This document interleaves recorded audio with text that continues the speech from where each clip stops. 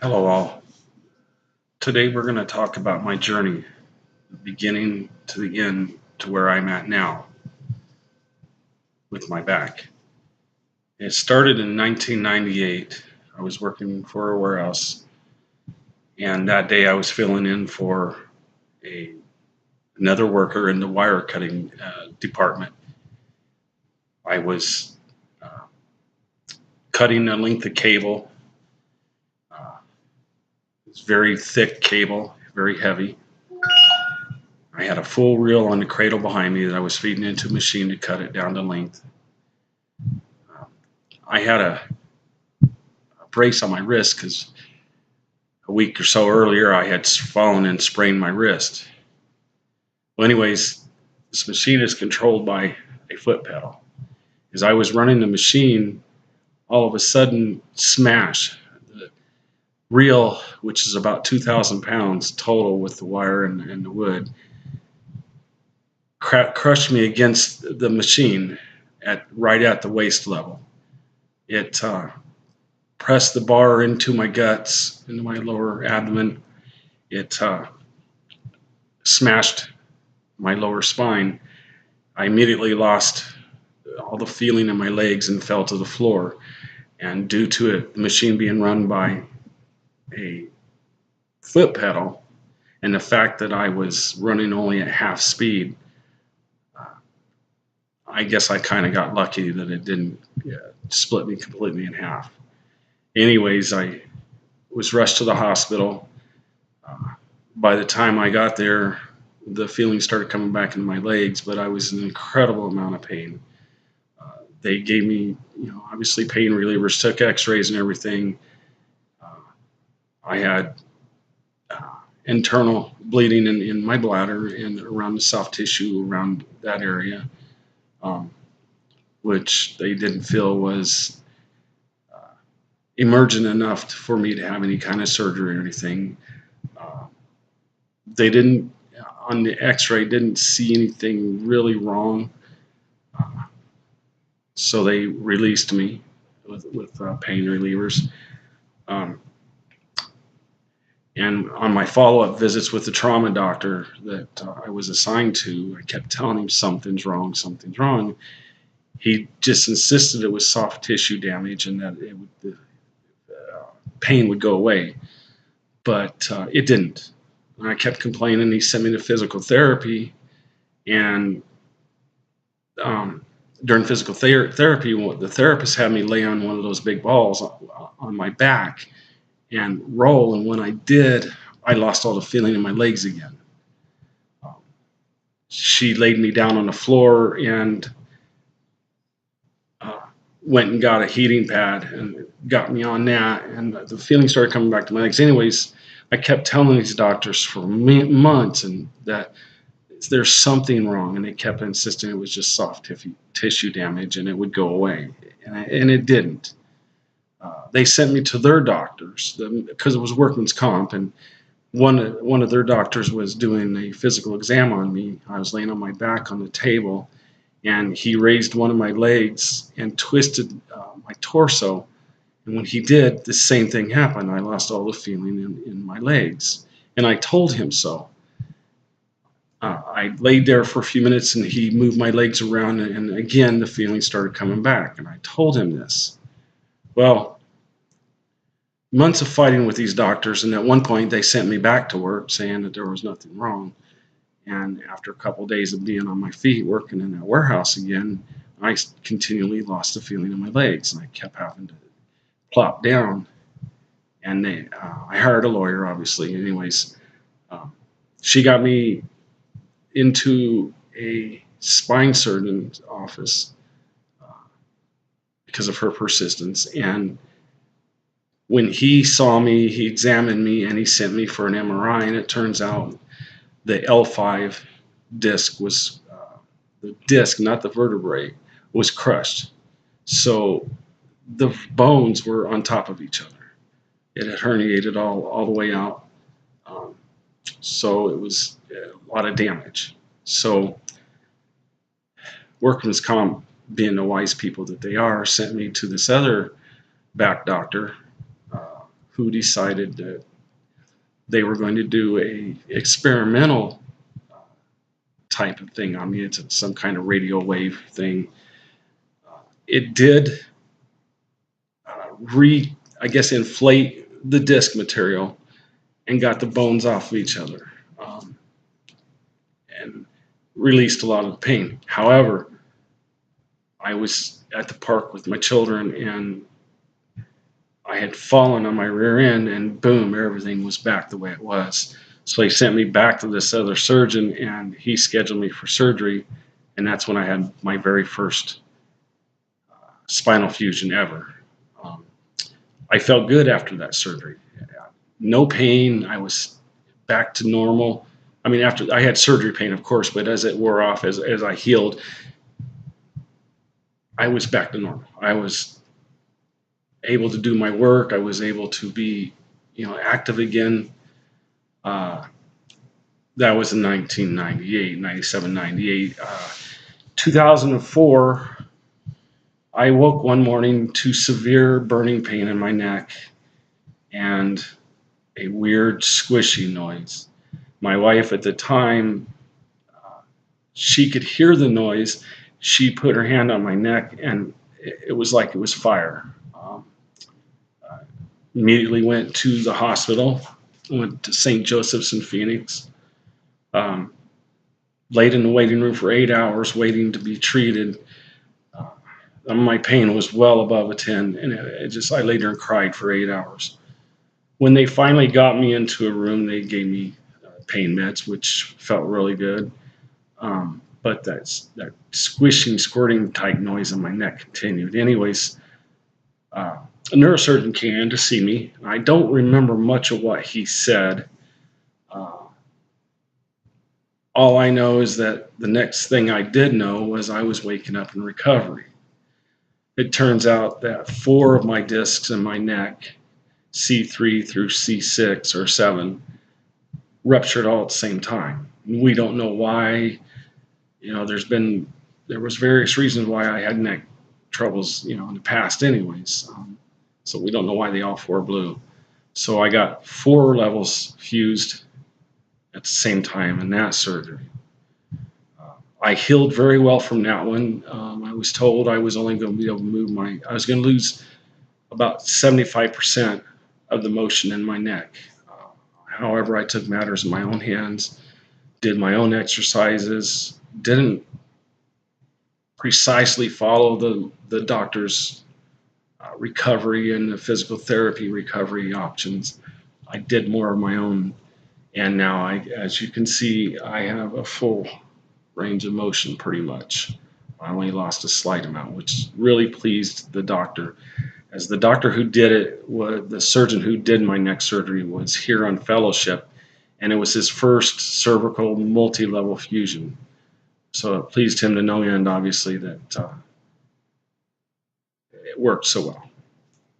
So as time wore on, my neck healed really good. I was healthy.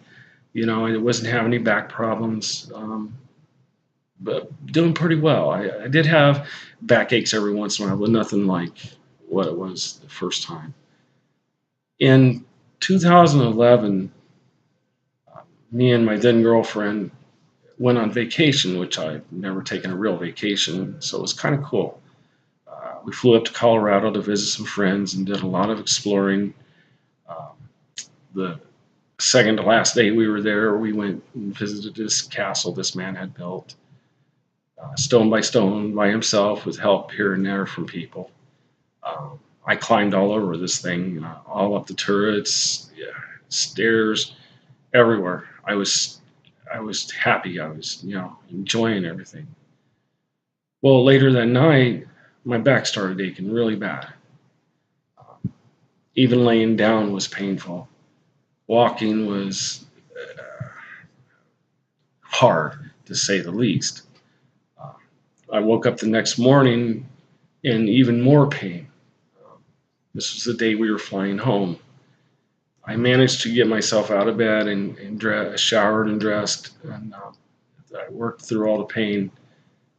As I moved more, it kind of eased up a little bit. So we decided to go have a lunch before we took our flight and, with our friends and say goodbye. And uh, by the time lunch was over, when I tried to get up, my legs just wouldn't do it. I had to have people help me get up out of the chair.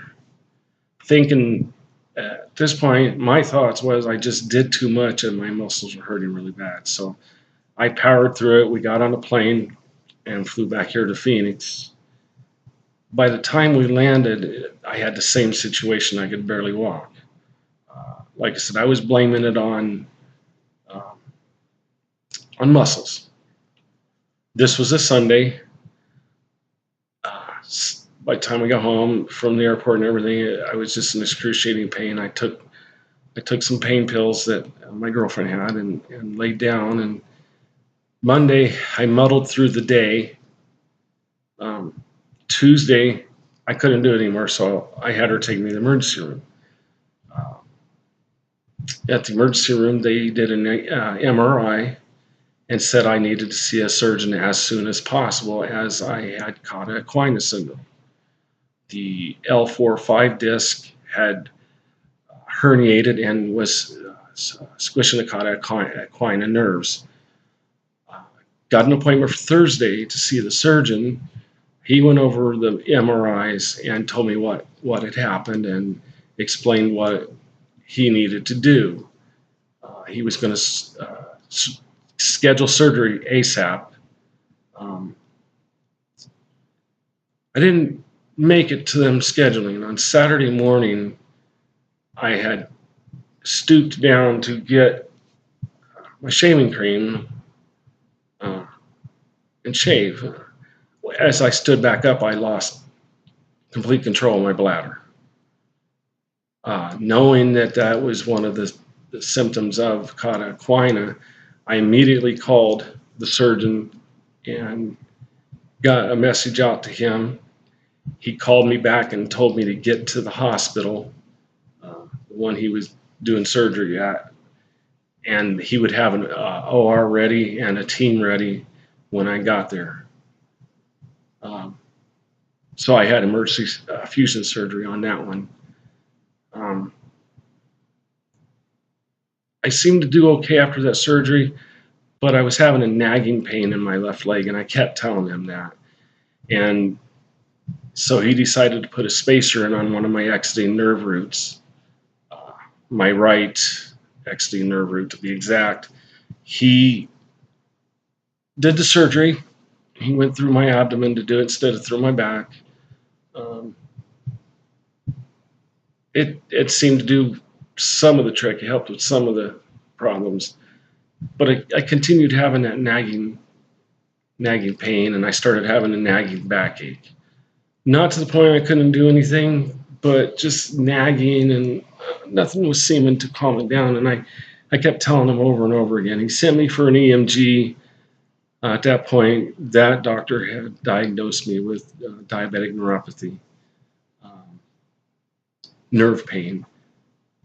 I got put on medications for that, which didn't really seem to help. Anyways, later on in that year, at this time, I was driving haul trucks at the copper mine in Rince, Arizona. And we'd had a snow event. Now, mind you, I'm driving a 2-story vehicle. The roads are covered with snow, and I had worked on one mountain all day where the sun had been on it all day and had melted, so you could see the condition of the roads.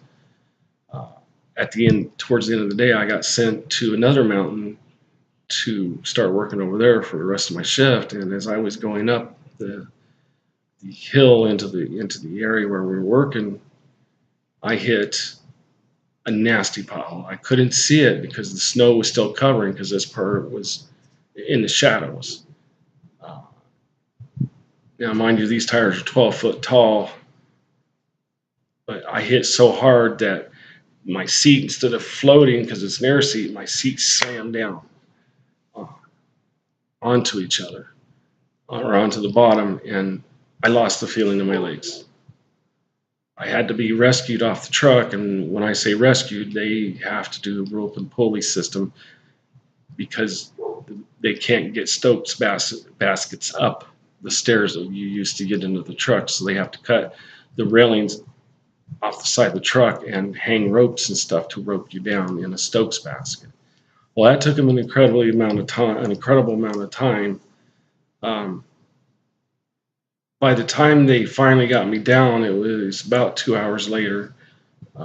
They had some problems with the system. They got me down into the ambulance, but this whole time I'm not only in a Stokes basket, I'm still laying on the wooden backboard. So it was extremely uncomfortable. The feeling did come back in my legs, but I was in an extreme amount of pain. They got me in the ambulance. Now, mind you, the roads are rough on a big haul truck. So now we're in an ambulance trying to drive down a dirt road and bouncing all over the place. The driver was doing as slow as they could, so it took us 45 more minutes to get to the paved portion of the mine and meet up with a paramedic team who got on board and was able to finally give me pain medication. They gave me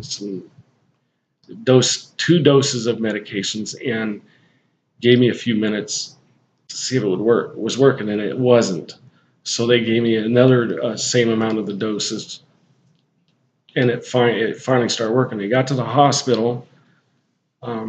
X-rays were taken, but everything looked good. However, the bruising was immense all around my lower spine. It hurt like crap to walk. I was in a lot of pain, and I came back to Phoenix to see my doctors, and they basically said there's no change in the spine, that it's just all muscle and soft tissue bruising, that it would go away. It didn't. I went back to work, tried to work, but it was just too rough on my back. I wound up leaving that job and coming and moving back out here to Phoenix. So move along. I fought with doctors, and I finally just gave up and just powered through it. I took a job in 2012 driving dump trucks and street sweepers for a company, and I spent 14 weeks out on the road. That job, I got laid off because the work had slowed down, which was expected. January 2013 is when things took a turn for the worse. I was living with my daughter, and I was in her kitchen, and she had a rug on the kitchen floor, and I stepped on it wrong and slipped and landed on my rear end really hard. It was extremely painful. I took myself to the hospital, and they did an MRI, and while nothing was bad, I did have a minor compression fracture in my L2 vertebrae, but not bad enough for them to want to treat anything. After that, I continued falling.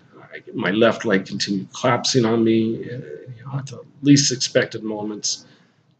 More trips to the emergency room. I was finally prescribed a walker, which I had a hard time. I didn't really want to use it, but I knew it was for the best. But finally, I kind of stabilized a little bit. I was still in a lot of pain, and my leg was still collapsing, but I was able to stabilize and walk with just a cane. I still continued having problems.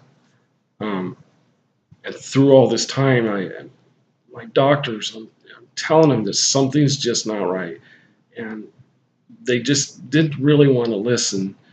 It took me until early spring of 2015. I had finally gotten referred to the Core Institute.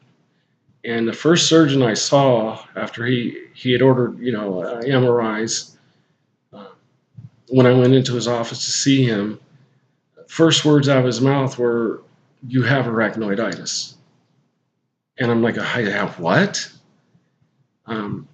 So he explained it to me. He showed me on the MRIs. He showed me what my spine should look like inside my spinal cord, and what it actually looked like. He was very thorough, and my wife had been out of the room for the moment. She came back in, and he explained it all to her so we could understand it all. And he explained it where we would understand. I didn't know much about it. I looked it up a little bit, read a few things on the web about it. Didn't really, I knew it was painful. From what I read, it was debilitating. So, anyways, in 2013, I applied for disability. As of this date, I do not have an answer. I've been denied and denied and denied. Now waiting on the final review to make a decision. Uh, so, not knowing a whole lot about the causes, I decided to go ahead and do another epidural steroid injection. After I had that, all hell broke loose. My symptoms just went through the roof, and it's been bad ever since. I have these feelings in my feet. Now, this is from my neuropathy, my diabetic neuropathy also, but I feel like I'm walking on hot marbles with shards of glass mixed in for good measure. My legs feel like they are in constant Charlie horse. My back feels like I've been beaten with a sledgehammer.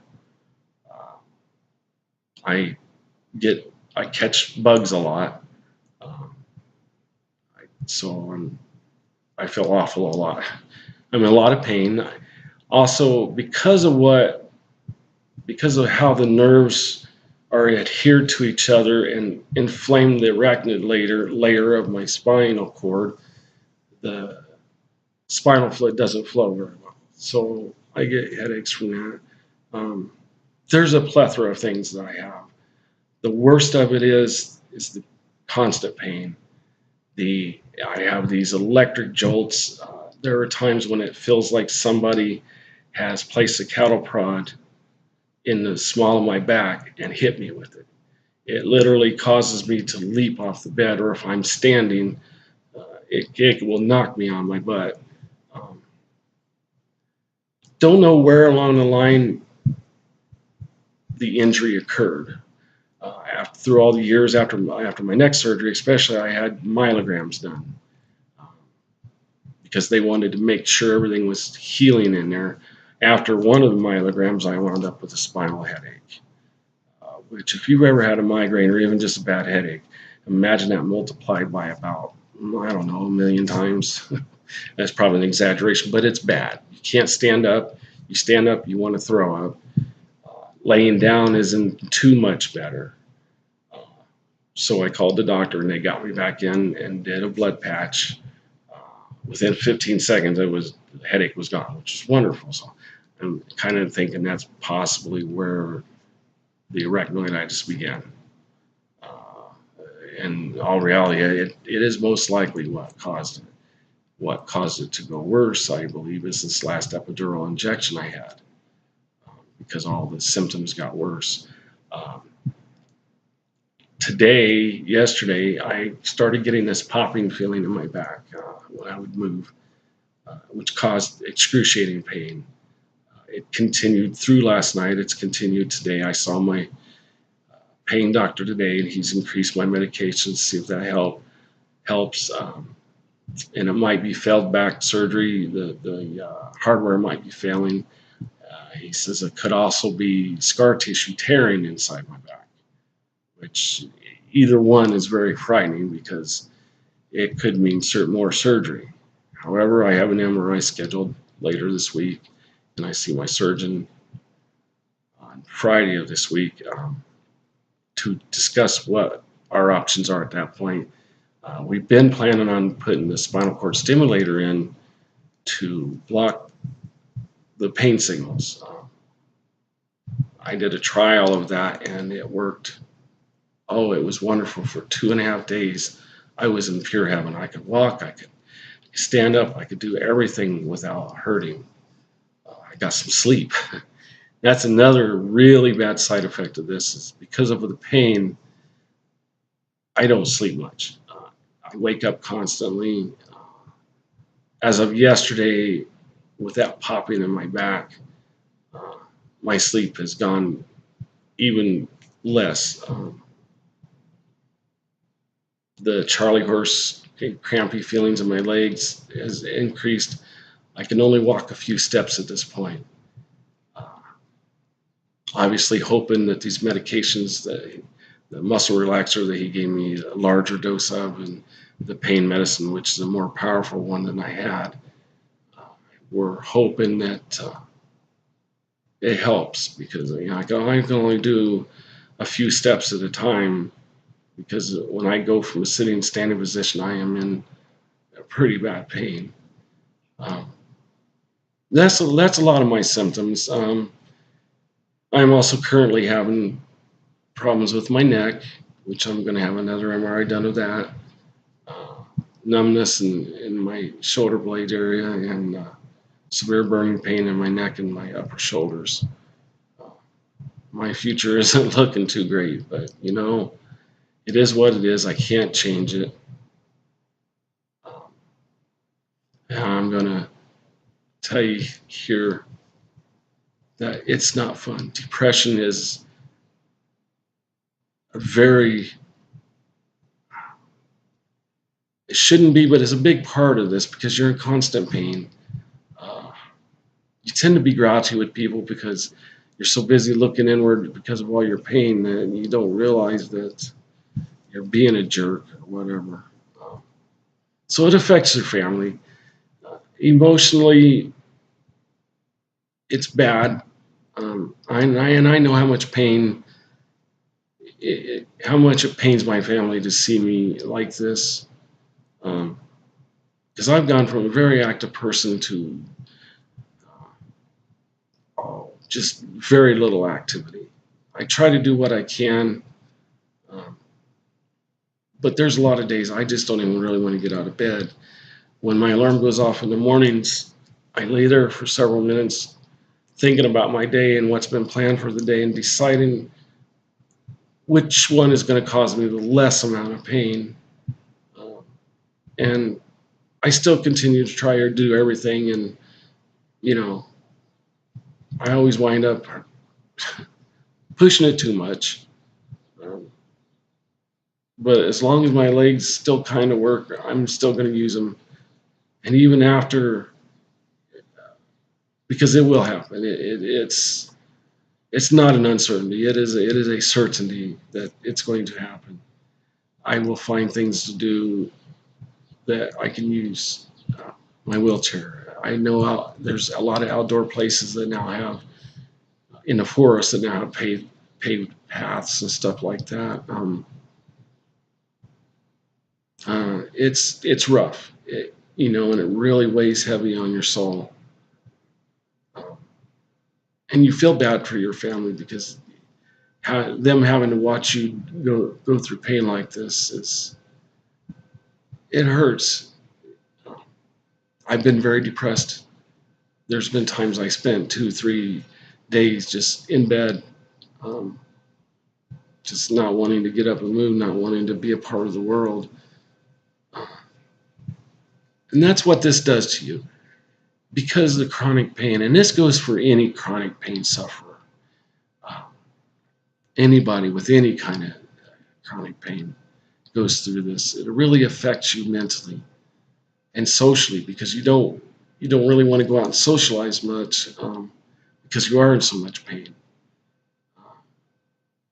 And it is taking its toll on me. Um, it has. I've been bad, as far as depression goes, and I have a lot of anger, and that's kind of where I want to scream and yell and beat up somebody, and nothing like that. I just get mad at the pain. I get mad. I just scream at it sometimes, and I just sometimes wish I knew which doctor actually did the damage, which procedure, which spinal tap, which myelogram, which surgery. So I can go yell at that doctor. I know I never will, because that's not my nature. But that's the kind of anger you get. And yes, I yell at God a lot, but I know it's not Him. I know, you know, He wouldn't give it to me if He didn't think I could handle it. Now my wife has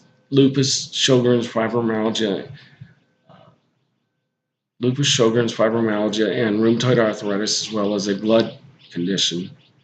So she's in pain a lot too. Uh, But very much like me, she pushes through it, does everything she can to not let it put her out of commission. Um, and it pains me a great deal. So that adds upon my emotions. But it is what it is. All I can tell you is I pray that none of you ever have something like this or any kind of chronic pain. And those that you do, that I pray for everybody a lot because I know what it is. I know what it's all about, and I know basically how your heart feels through all this. So if you know somebody with chronic pain, or maybe you don't, maybe once you read or listen to this, maybe you might notice the symptoms in a friend that you really never noticed before. Um, Maybe you have a friend that's suffering that's doing so in quietly and hiding it. I know I become a great actor and people believing that I'm okay. You know, I'm really not, obviously. Um, I become a pro at faking being well. It's, it's kind of funny because you have those people out there that fake being sick so they can get attention. I fake being well so I don't have to be dotted over, babied, if you will. I don't want to be babied. I just want to be healthy again. I don't want to be in pain anymore. That was my wife. I don't want to be in pain anymore, and I don't want other people with chronic pain to be in pain anymore. I wish there was a magic switch. I wish there was a cure for what I have, but unfortunately, there's not. There's really no hope for my future. But again, like I keep saying, it is what it is. There's nothing I can do about it other than follow the doctor's orders, take my medication, and pray for low pain days. So I want to leave you with this. Go out every day and make a memory, big or small. They're important. Put it in your pocket because maybe one day you'll be in a spot where you want to smile and you can look back on these things. Pull one out of your pocket and smile. You know, like I said, no matter how big or small, they're all important. I pray you all are healthy and you have a good day and a good life. Thank you for listening.